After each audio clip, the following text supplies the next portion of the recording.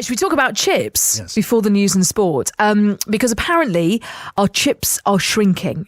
There's science behind this. Last summer's heat wave led to 20% fewer potatoes being picked in England and Wales. Those that did get dug up were smaller than usual. And we started talking about science, didn't we, in the office a little earlier. We ended up just talking about chips generally. What was the best kind of chip? Fat chip, thin chip? What should you dip it in? Mayonnaise, ketchup, some kind of horrible mixture somebody was saying they make for their kids where they just stir it all together. So let's talk to Matthew Williams, who owns the Crispy Cod fish and chip shop in Tonarefal, which was voted best in Wales for 2019. Matthew, hello. Hi there, how are you doing? Very well, thank you. First of all, then, your potato. Do you get the potatoes and make your own chips? You don't buy your chips in ready chopped, do you? No, we don't. We do everything ourselves. We use a very good reputable supplier, and we have 2 deliveries a week. And then we make sure we provide our customers with the best tasting chips possible. Yeah. So are your taties smaller than usual? Then have you noticed?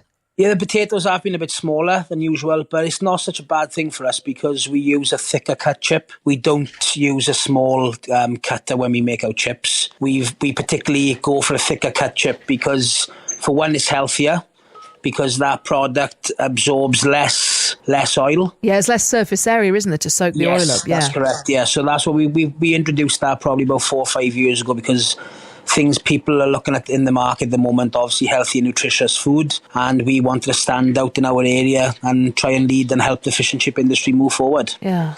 But there is that sense of great joy when you're digging into a bag of chips and you find a really massive long chip in there, and you won't be getting that at the moment, will you? No, we won't at the moment. But our potatoes, they are a good size at the moment. They're not too small. I'm very particular, myself, my manager, we're very particular in what we use in the business. And we always work in advance, so we sample different varieties of potatoes from different parts of the country. Matthew, how long is your average chip as we speak? At the moment, I would probably say about 4 inches. 4 inches? Really? That's massive. Yeah. So going back, that's not a chip. That's a wild animal. 4 inches. Going back last year, this time of year, we got really good potatoes. Obviously, we've into the new batch of Maris Pipers, and normally they're a lot bigger. But at the moment, they are a good size. Like I said, I'm very particular in what we use in the shop. We don't just accept any potatoes off our suppliers. We're very particular. Yeah. If you're listening to this right now and you're not trying to work out 4 inches with your thumb and forefinger, then you've got better willpower than we have. That's definitely not. You're definitely overestimating that. Yeah, you are. I'm watching Tony. He's got this massive. No, that's not 4 inches. That's way too big. Ronan asks, what is the best potato for making? I think this is just for him at home when he's making them for the kids. What's the best type of potato for making chips? It's definitely a Maris Piper.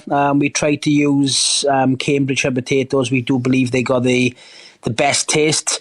There is a lot of work involved. You wouldn't believe it. The potatoes, which are easy to peel and clean and chip, are probably the least tasting potatoes. When the potatoes come out of a rich, dark soil ground, they do taste a lot better because they've had more flavour into the potato. So it makes our job a little bit easier. But we got different techniques in the business that we use. A seasoned oil rather than just a plain clean oil because you can add more flavour to the chip then. Seasoned with what? When we fry fish in our oil, we rotate the oil so it's adding flavour into the product so the potato absorb everything. So we try to, when we put our chips into the fryer, if they've had oil which has been used previously, it's adding flavour into the chip, so it gives you a better taste. Matthew, it's an education talking to you. It is, believe it or not. People think that fish and chips is a job and a career for people that have failed maybe in school or different things.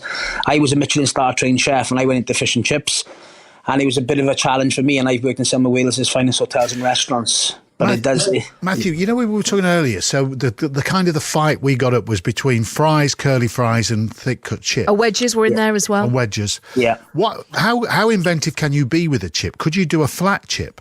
I don't think so. I don't think it really works. I think fish and chips is the nation's favourite dish, so there's no point trying to mix and trying to make something different than it already works.